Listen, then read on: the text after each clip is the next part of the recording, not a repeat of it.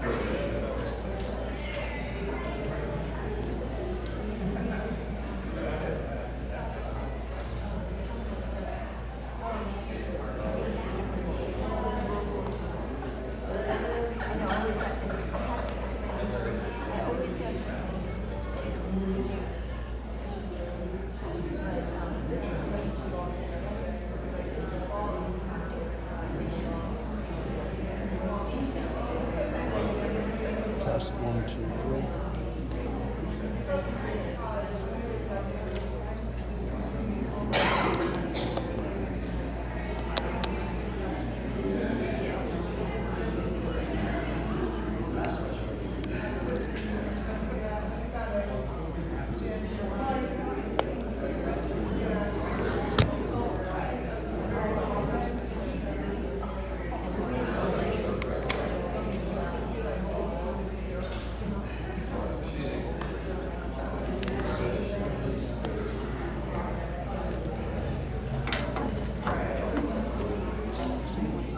Test 1, 2, 3.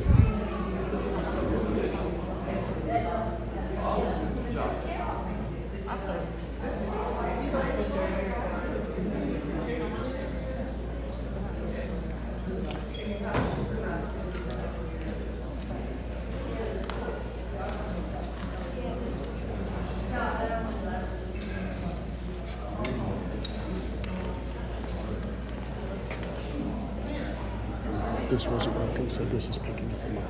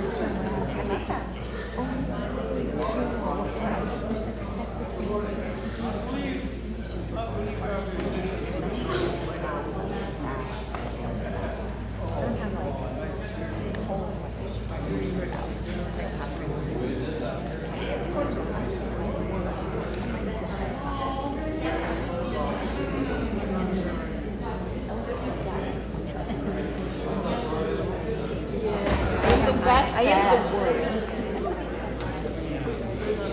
Guys, there's some rabbits. Yes, I don't want to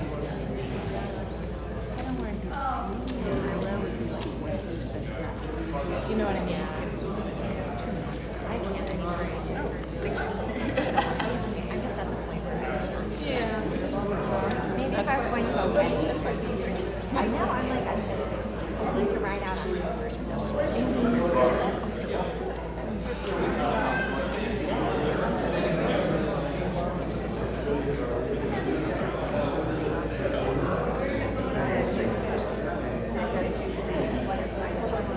I think we'll go ahead and get started.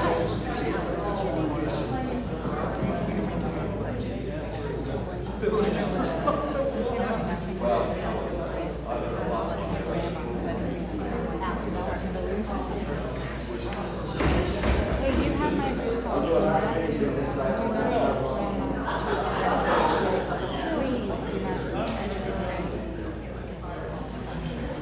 Alan told me that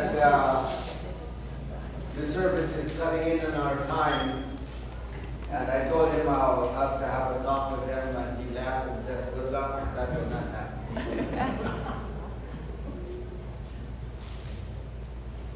We'll pick up where we left off last time. Peter and I were told yesterday, the NFL has a game in Ireland, if you follow these things, right? And our son sent us a text yesterday that says, "Do you recognize this place?" And of course, it's one of the streets in Ireland where they went to the game. It must be a rough life. So they're sitting around in Ireland watching football. What's wrong with this picture here, Tom? We're talking about the parable of the prodigal son, and we left it at this moment, where I asked the question, what do you think, as you have read this text, what do you consider the most I said important here, it could easily be pivotal. What do you consider the most pivotal moment in this text?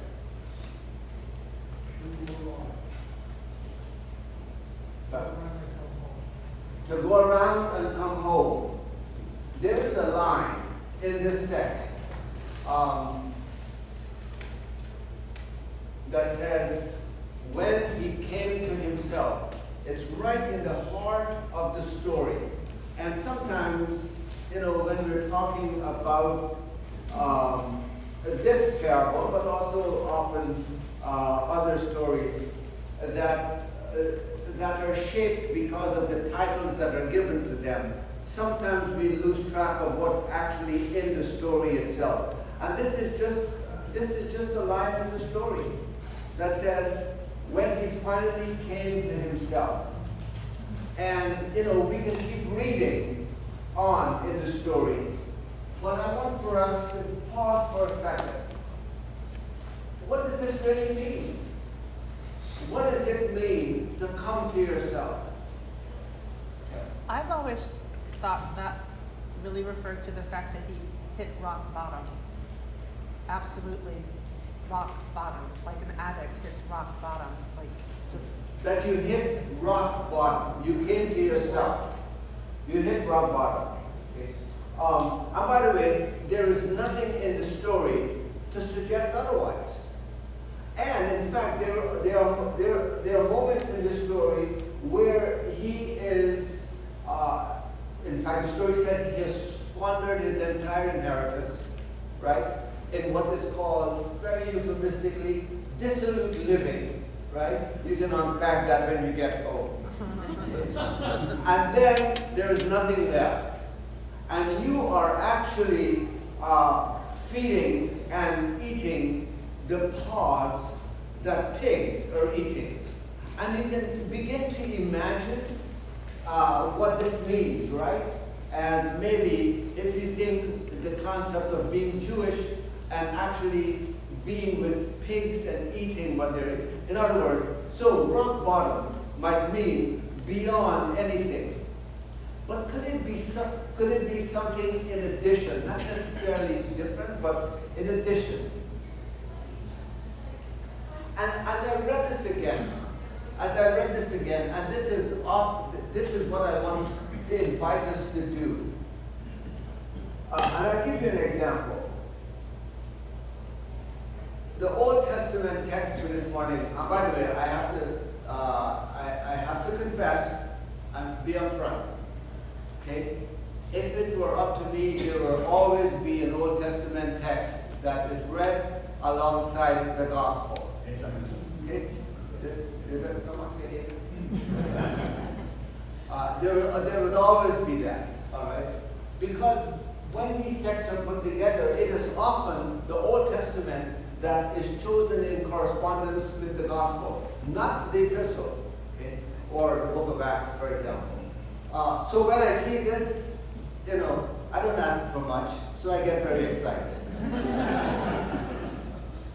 And when I see, as was the case last Sunday and this Sunday, it's from the book of Amos, I'm particularly excited because these texts were very much at the heart of my dissertation. So even this morning, listening to these words again brought back not only memories, but it was important as a refresher in my own mind. I mean, there are certain texts you should just read and maybe leave it alone.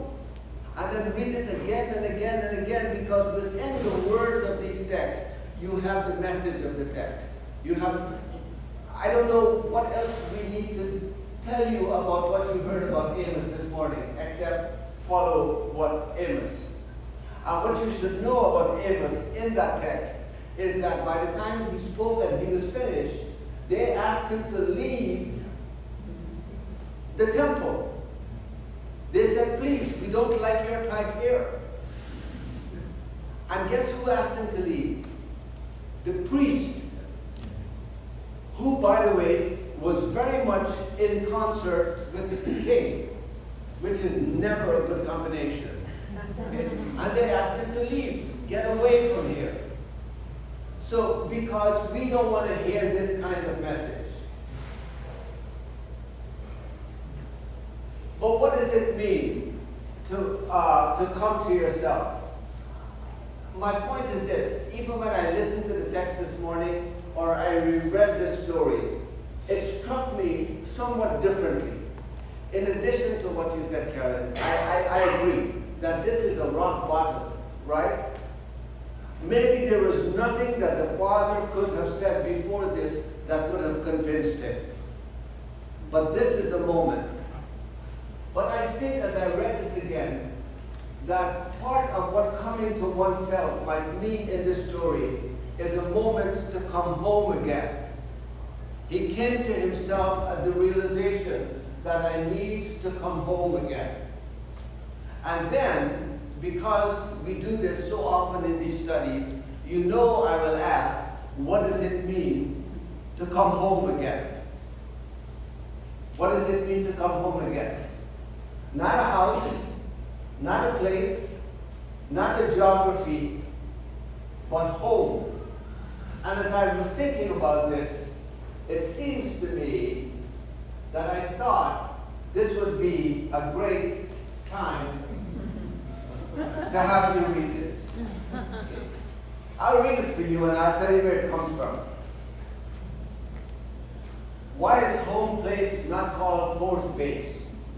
As far as I can tell, it has never been thus. And why not? Meditate upon the name. Home is an English word virtually impossible to translate into other tongues.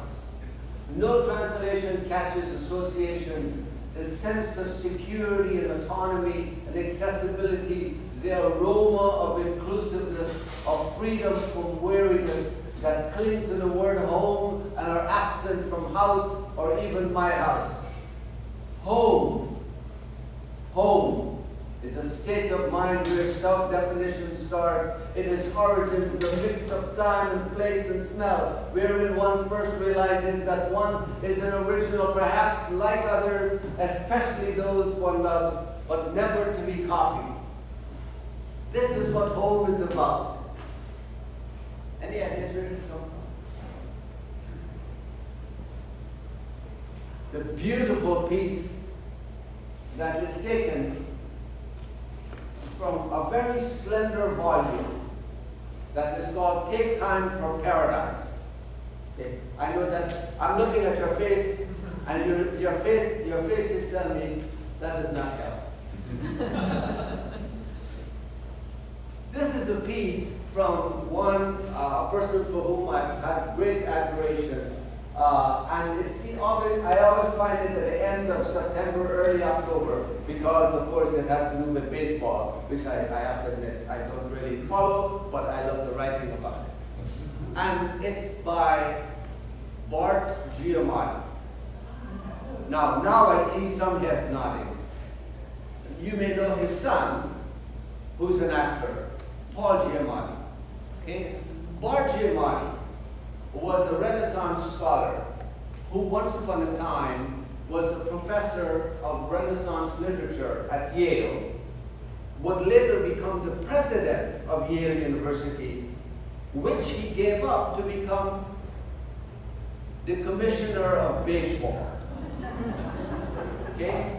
And sadly died within months of that position. Okay? And many thought of him as more like a philosopher king of baseball, rather than your typical, commissioner.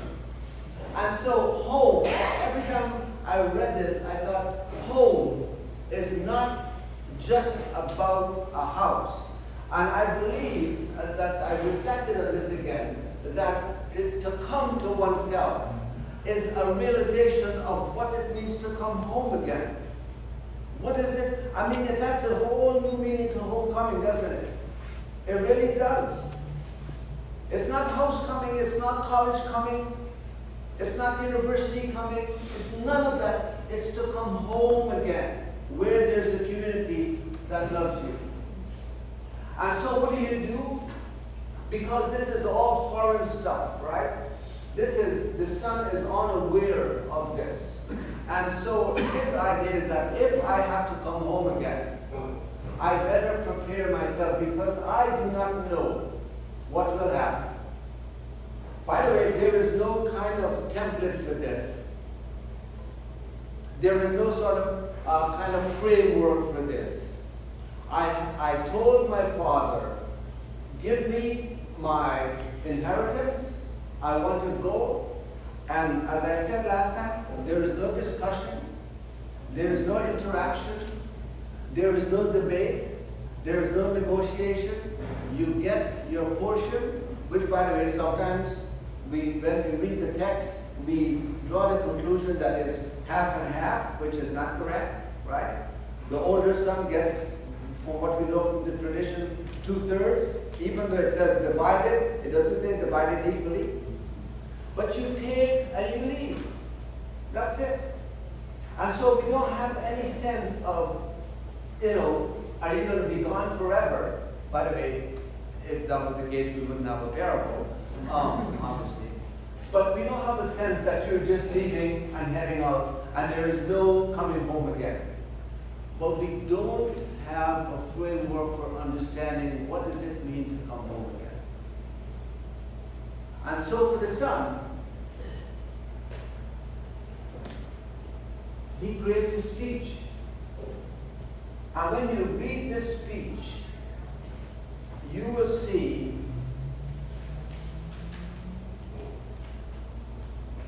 when he came to himself, he said, how many of my father's hired hands have bread enough and to spare, but here I am dying of hunger. I will get up, I will go to my father, I will say to him, Father, I have sinned against heaven and before you. I am no longer worthy to be called your son. Treat me like one of your hired hands. There is, in this speech, this is a speech of sorrow. In a way, this is a speech of seeking redemption, a speech of regret, and a speech of unworthiness. I'm going to go back to my father, and I will say to him, I am not worthy to be called your son.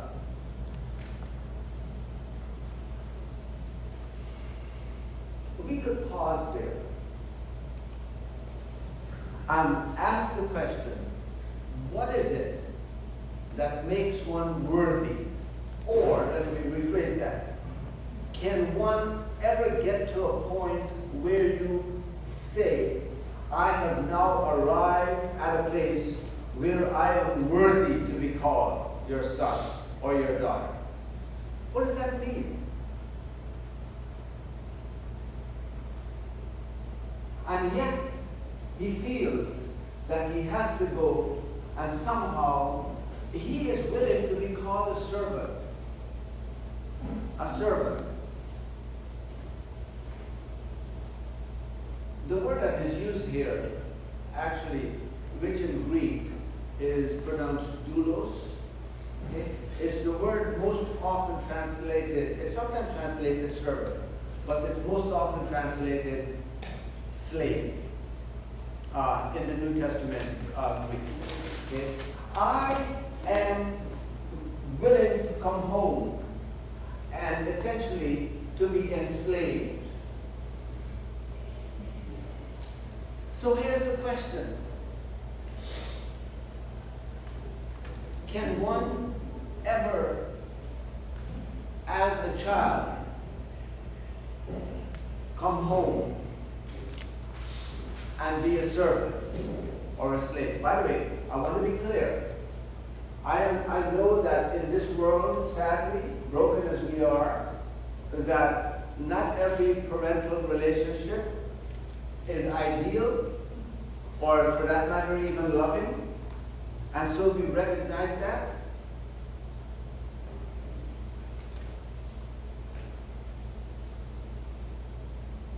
But could one lose the sense of being a child, a son or a daughter? Now what we have here is this.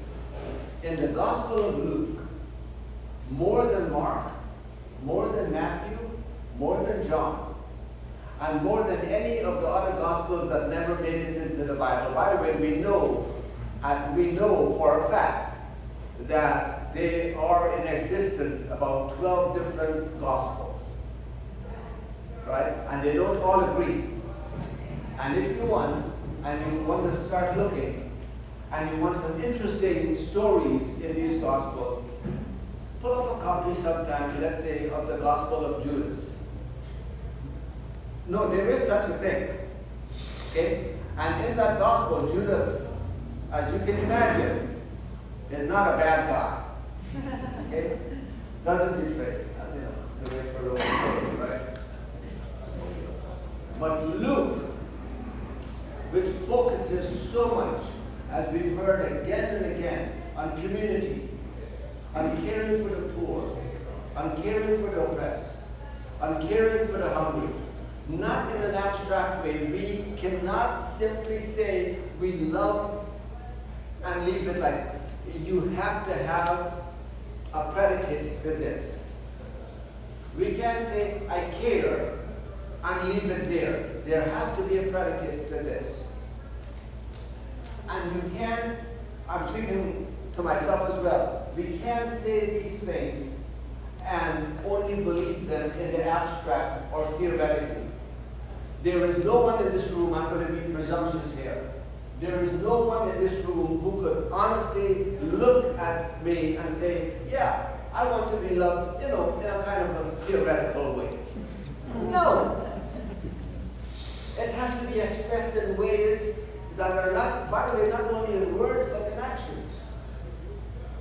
Luke makes it very clear, and he emphasizes the centrality of unconditional love. It's a remarkable thing.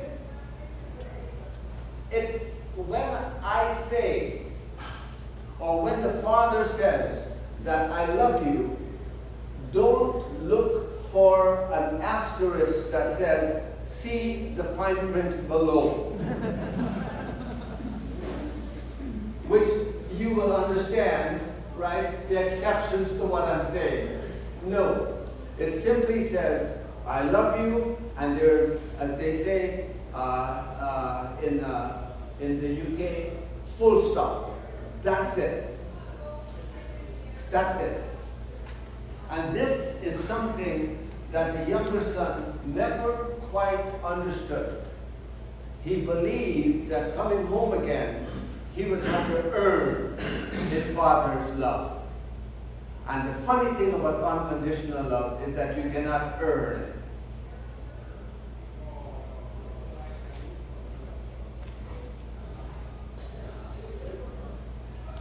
And so think about it. Which is more dramatic? Is it from death to life? Or is it from lost and found?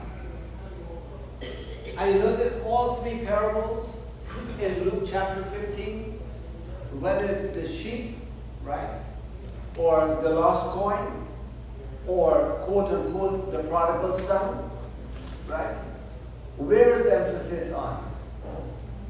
Lost and found. Lost and found.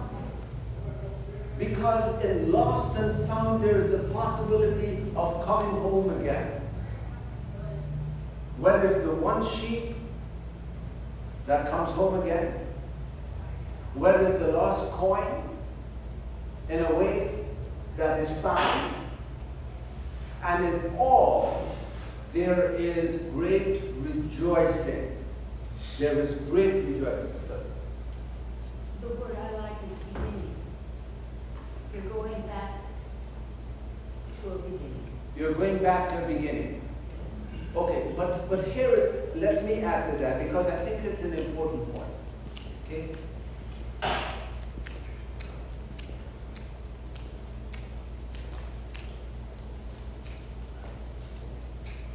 Over the years, I don't get to do this these days anymore, frankly. But over the years, when I taught full-time as a professor, and almost, not every time, but almost every class, I would begin with something that is not your typical Hebrew sort of subject matter.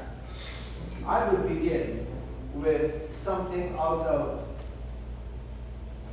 Plato and Socrates. Which sounds a little weird when you're teaching Hebrew, right? So, well, what I would say is this, because in one of Plato's very small dialogues that is called the Apology, right? Now we use the word apology today to mean what? Gee, I'm sorry, I shouldn't have pushed you, or kicked you in the shin, or something, right? But of course the word historically in its root means defense. That's what it means, defense. That's the root of the word. That's why if I'm an apologist for X or Y, I am in defense of that. That's why we have a branch of Christianity that is called Christian apologists, for example, or apologetics, for example. Okay? It's in defense of what you believe. And I would say to them, I want you to read this section because there is a point in which Socrates, in the Apology, by the way, this is about in defense of Socrates, right, written by his student Plato. In that piece, Socrates, right, talks about the idea that an unexamined life is not worth living. An unexamined life is not worth living. Which, by the way, is to say, examine your life. Which is a dangerous, dangerous thing. Because if you take it seriously and you examine your life and discover there is something about it that you don't like, that needs changing, you cannot go back and say, I'm sorry I started examining my life. Then you have to begin the process of change. And I would use this and I would tell students, let me twist that a little bit. Okay? You don't have to report to me, but let me paraphrase it a little bit. And I would say to them, an unexamined belief is not worth having. And I would get these, please don't say that to me, kind of stale. But my point is that examine what you believe. What is it that you believe? And if you believe what you believe, is so deeply a part of you, and you believe in the truth of what you believe, then you should have no problem examining what you believe. But what if you examine what you believe and discover, I need to change what I believe? So what if in fact you examine your belief and you come to the conclusion that what I believe is exactly where I need to be? What I'm getting at is that it's no longer the same beginning. No. Now it's an examine. You have come full circle, but you have examined this. It's kind of like the alchemist, if you will. You start here and you go and you discover right where you start, this is where I need to be. This is it. Except the difference is that now you have thought about it, you have reflected on it, you have examined it, and you have decided, yes, this is where I need to be. And the difference is that now it's an examined belief.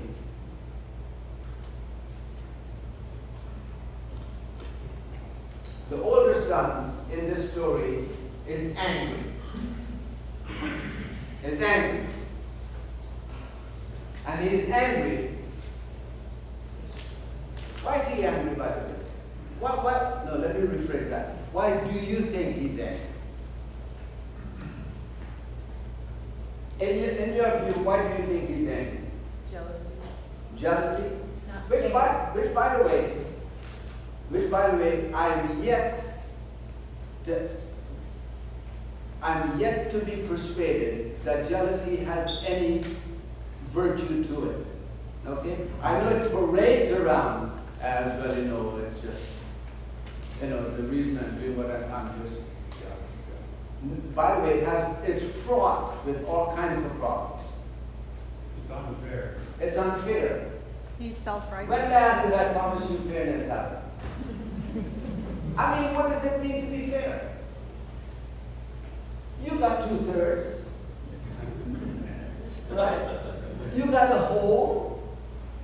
You got all of those calves. What more do you want? He's self-righteous. He's self-righteous. He did it right. He didn't get celebrated. The attention is on.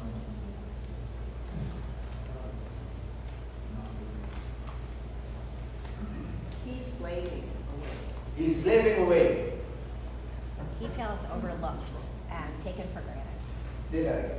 He feels overlooked and taken for granted. He's taken for granted. He's overlooked.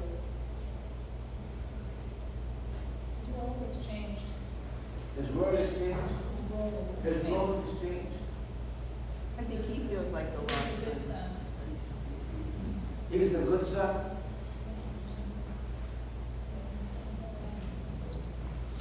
Maybe he has to do more work. I don't know. What is it that triggered this thing, though? The father having the big party. It's Son. this father. Are you kidding me? You picked up and you left and you took this stuff and now you're coming home. Excuse me, and you killed a fatted calf and you're having a party for this no good son of yours. It's always going to be the party that, right? I don't want to give you the impression that I'm the younger son here.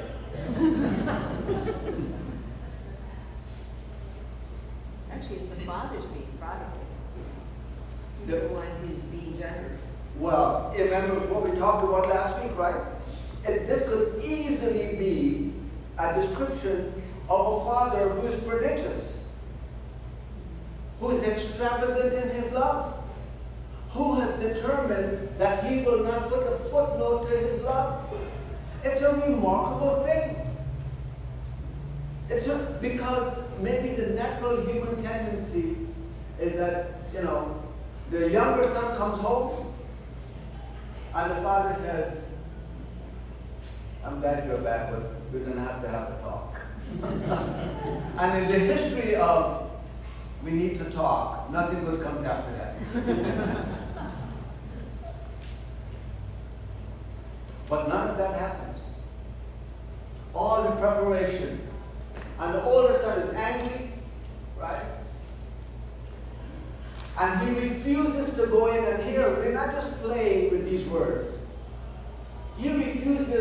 to go in to the house. For him, this is the house. I work in the field, I do my job, and I enter the house. He will not enter the house. He cannot understand at this moment the concept of home. Because home is where that unconditional love is. Home is that sense of being. He cannot understand, in the Latin phrase, sui generis, the concept of sui generis. Okay? No? Sui generis is the idea of that which is unique. There is no duplicate, there is no other one like you. You are one and you are an original. And that older son cannot understand the concept of sui generis about himself, that he is one of a kind.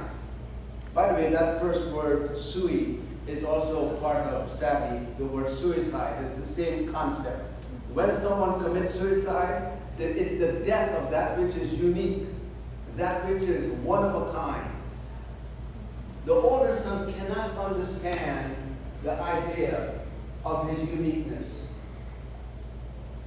For him, it will be comparison and jealousy, and he will not understand home. And he says, the servant says to him, his father has got him back safe and sound. Did the father get him back safe and sound? By the way, of the 3 parables in this chapter, it is only this parable where the father does not go out looking. The shepherd went out looking and brought it back. The woman went looking and found the coin. But the father waited at home. At home. The father waited at home. And so in a way, did the father go and bring him back? Not literally, but what brought him back? Home, home, home brought him back. And home in this place is that unconditional love, which he might not have understood at the time because he felt like he had to earn it.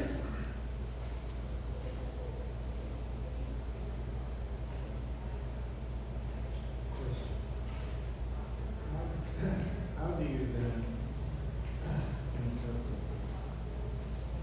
that while he was still afar, the father He was still a. By the way, if you look at the art over the centuries about this homecoming, right? It is interesting to see there are certain pieces where the father goes out and meets him.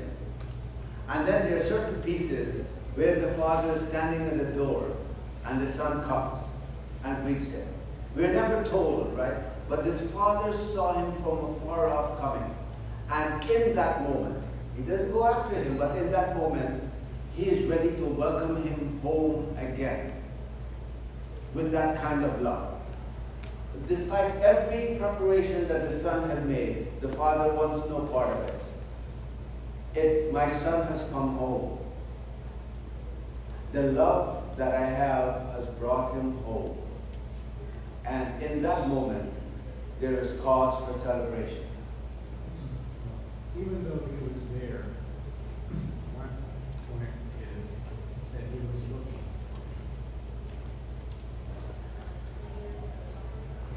Possibly.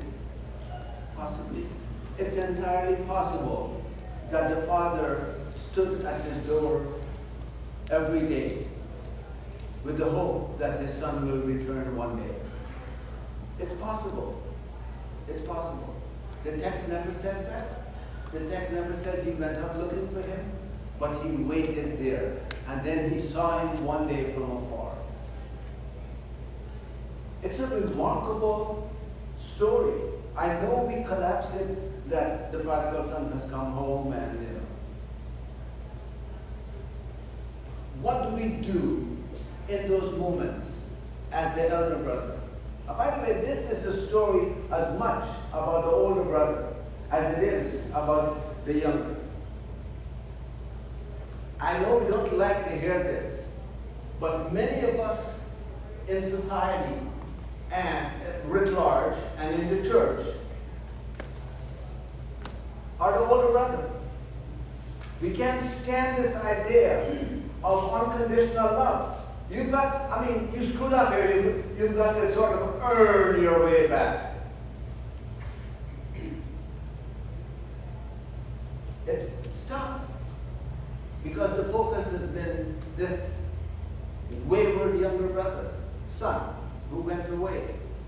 And now you're coming back and telling me that he doesn't have a price to pay. We can't have that because we believe in fairness. But last time I checked, which has been quite recent, I don't remember Jesus dying on the cross for fairness. No. Or else all of us would be in big trouble. I was going to ask why the painter painted this. This looks like his great-grandfather and a young teenager. Oh, sure. Yeah. Have you seen Abraham getting a newborn son? He looks like my great-great-grandfather. Yeah. Huh? He was up there. That is for sure. He was up there. And all I can say, what a guy. Right? How about Sarah? Yeah. Oh, yeah. Good old Sarah, yeah. The prime example is the robber on the cross next to Christ. He had for nothing to say. Except I'm sorry, what We was didn't hear. that what Alan is saying, which is very confessional over here, is that the robber next to Jesus on the cross did nothing to earn, Practically nothing. okay, practically, which sometimes we refer to as the deathbed confession kind of thing, right? Yeah, there's what I like about the story is because there's a response, right, to that unconditional love. And we have the same father, two different children that have really throughout the story different responses to the father's presumably consistent love, right? So you have this sense of entitlement, love means this, give me, right? Or love means I need to earn it. And I think it's freeing that I think in both of the kids. The story is the father's love, the unconditional love. It's constant, right? What is interesting is that how it is perceived and received. All right? And both of these sons initially did not understand unconditional love. This was just an entitlement kind of thing, I'm the son, this is what we do, right? One would come. I think the older son is still struggling, even as the story ends, with what this means. Because he still believes. And it's fascinating here. The father comes out of the house to meet the older son. And in a way, as I read this again, right? In a way, unconditional love meets you where you are or waits for you to come. Both are present in this story. I will meet you where you are. The father, interestingly, is the one who goes out to meet his older son where he is because he would not come into the house. He cannot understand the idea of coming home again, and the father goes out to meet him. We don't know all beyond what we have in the text of what the story could have said between the two of them. Unconditional love meets you where you are or waits for you to come, which is to say, it cannot be coerced. It's sort of like invitation. I invite you to do something, to be something. It cannot come with forcing you to do that. Love doesn't do that. And this is it. The older son says, this son of yours, this son of yours. The father, of course, will have none of it. And I love this idea. The Greek word that is used here when the father responds is the word, it's pronounced tektos. Okay, or tekto, depending on its conjugated.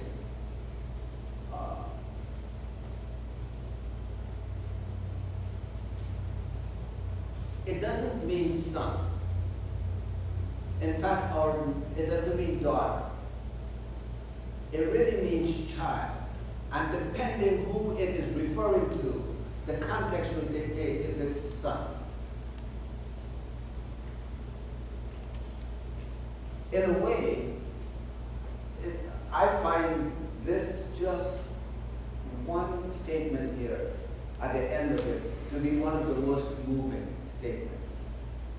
It's a father whose older son cannot quite grasp the idea of unconditional love because, this son of yours. I mean, by the way, I don't know how many ways you want to parse that, but it is not meant to be positive. This son of yours. Right? You can add this good-for-nothing son of yours. Right? Wasteful son of yours, whatever. But the father comes back and says, my child, my son, or son, right? The father refers to him, right, as son, as child, and then says, this brother of yours, make no mistake about this, he is your brother. Yes, he is my son, in fact, as a youth, but he is your brother. So what we have is the story, on the one hand, it begins with commodity, right? And I have to tell you, whether or not we like this or we don't like this, here is what I believe is factually true. In this society, we are a people of stuff. We are a people of commodity. Okay? If I said to you, what constitutes the American dream? And I'm going to ask you for a raise of hand. No, I won't put you on the spot, but for a raise of hand. How many of us, in answering that question, will raise your hand and says, well, it's about having a good heart. Really? No. You can take your good heart. No. Because we have been shaped to believe, right, that frankly, we are a people of stuff. And then when we have stuff, what do you want? Yeah. That's the American dream.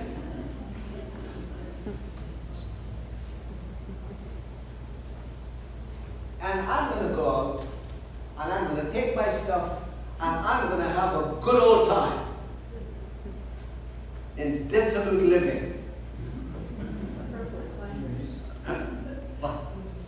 Could you imagine just taking that one statement out of context and forget about everything that we have said today, and the only thing people who are looking at this video says, did Hemchand really say he wants all of his inheritance for dissolute living?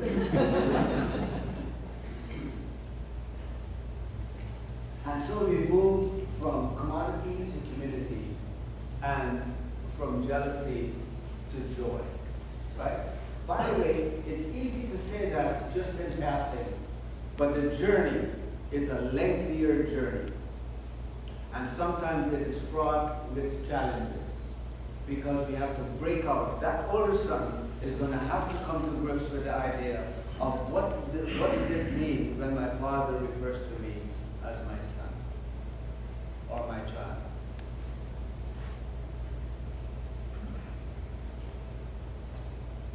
Sir, Man.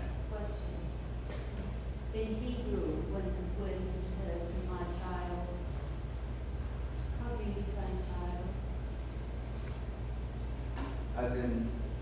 biological child. In this case, right? I want to know if it also means female. Yes, in fact, yes, absolutely. That's what I was saying. Absolutely. In this case, right? It is not. You know, the word. Not gendered. It's not a gender-specific word. That's what I was Right. saying. You know. So, for example, use something that is common. We know.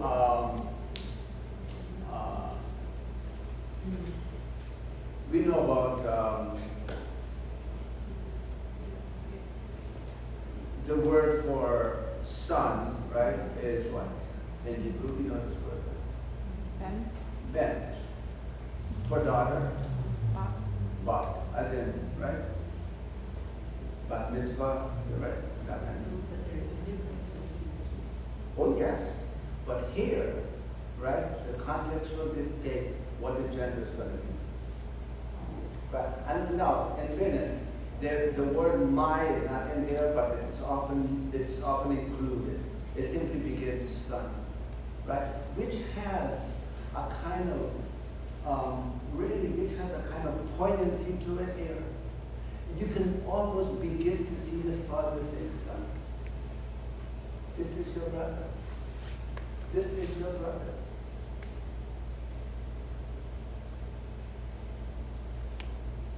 And I give you the end of this psalm here. In a way, the Father is saying, there is nothing on earth that I desire other than you. And it says, my flesh and my heart may fail, but God is my strength and my heart. And that word there, I italicized it because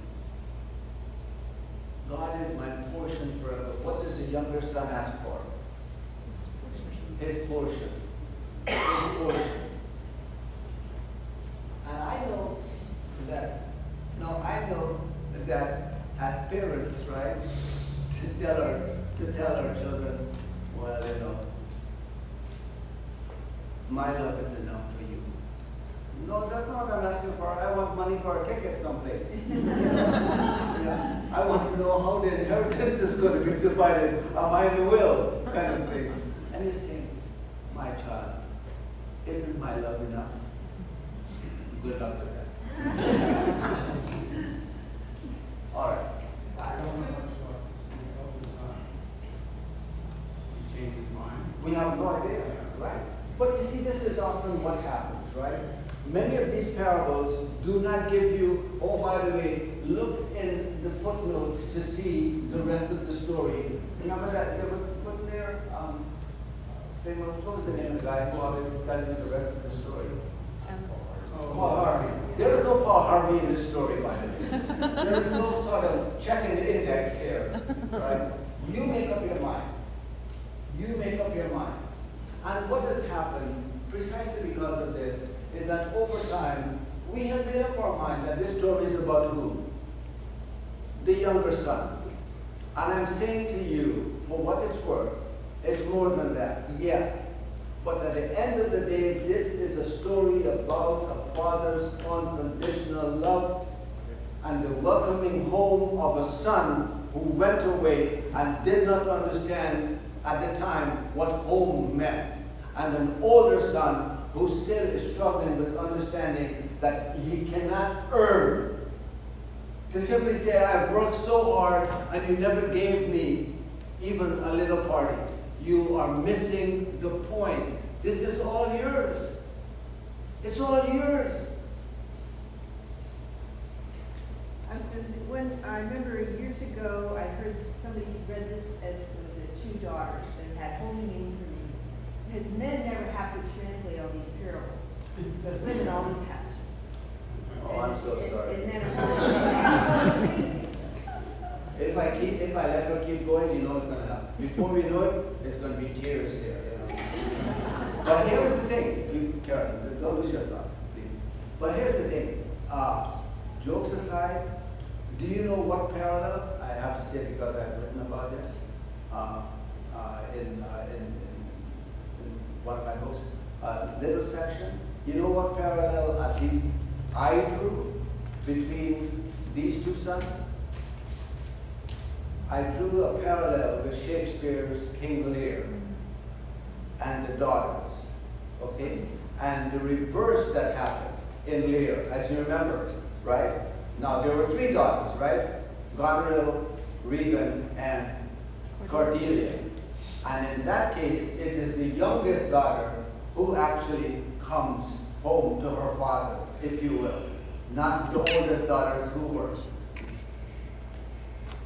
And as they say, if you want more of that story, you're just going to have to read it.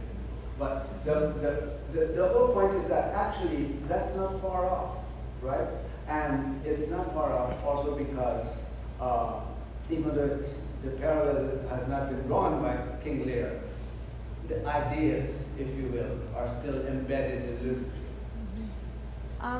So I've always been slightly dissatisfied with the teaching or the preaching on these 3 so-called, triptych parables, because I'm looking for a trend, or I'm looking for a parallel, or I'm looking for, they're taught together as though they are symbolizing someone was lost and now they're found, and yet I don't really feel strongly about a coin. Or I don't feel, the one went looking for a sheep. Did the sheep care? Probably not. I mean, the other sheep, great, we got fed, the other sheep went missing. And yet now we have this third story of people in relationship, and I'm always looking to see, like, why are they taught together? Why are they treated as though they're part of one larger grand story? Because I don't see the parallel. I mean, yes, there is, but there's not really in the way that the call and the response of the stories. Sure. Does that make sense? Yeah, it does. But here's the thing. One of the things that we have to, and I think you in this group understand, is that simply because we haven't lost a coin doesn't mean that the essence of that story will not resonate. By the way, if Jesus were living today, as in walking among us and telling stories, I'm not sure, I'm just guessing, he might not be using the vineyard as a metaphor. It might be other things, right? But that was common. So but think of the connections. In every case, there is something of immense value to the person, right? To the point where, in fact, even if it's small, 1/100th of the flock, right? It is so valuable to me that I am willing to go in search of it. It's about value, and then of course it's about joy, right? But let me say one other quick thing here. Think of the idea of, I often believe, much too, and I'm often wrong about this, but I often believe that we should not allow anyone, regardless how old they are, to remain unchanged. If we believe that something is so profoundly important to us, we should not say, well, I know he's a fill in the blank, or she is fill in the blank, but they're too old to really talk about it. Really? If it matters. I think too, it's 3 different ways of engaging with different ways of being lost. So the sheep is really innocently lost, but scared and knows it's lost, and therefore it needs somebody to pursue it and bring it back. The coin is an inanimate object. It doesn't know it's lost, but it is lost, and it has value, and again, there needs to be action taken. But the son chooses to be lost, and if the father had pursued the son, likely the son would not have come back. So it's also sitting with, this person is lost and I love them, but I have to wait for them to come to me. So when you're looking at seeking out lost people, you have to kind of see, how are they lost? And what is my role within that? So that's the first time I've ever gotten a satisfactory look at trying to understand why they're put together. Community. Yeah, Right. yeah. But here's the thing about it, right? If the father had decided that, you know what, I'm gonna go after my son to show him how much I love him, would the son be ready while he's in the midst of his joyful, dissolute living? No, no. So there's a sense in which, right, when you know you're lost and you can't find yourself, right, to know that someone will come looking for you.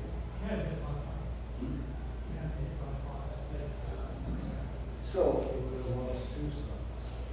likely, right, likely.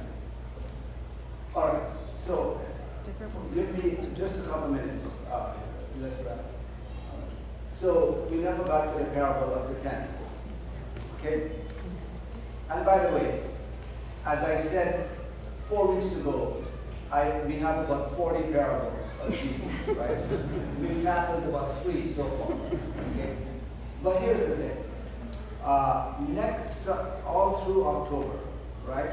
But here's what I'm promising you. All through October, we begin a new series that Pastor David has. That is entitled Welcoming the Stranger.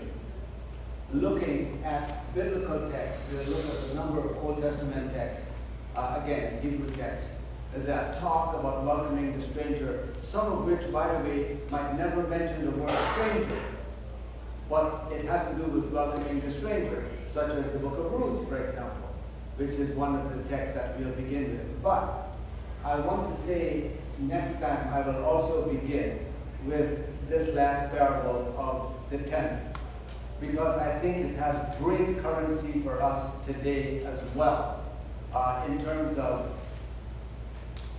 understanding what it means to prepare, I'll put it this way, what does it mean to prepare a creation for us and give us that creation for us, you and I, to be good stewards of it. And then what do we do? So yes, it's a parable about tenants and a vineyard, but in a way it's a parable about us and creation. What do we do with something that has been entrusted to us of great value? What do we do? Okay. So we will look a little bit more at that, but we will also begin the process of talking about what does it mean to welcome the stranger.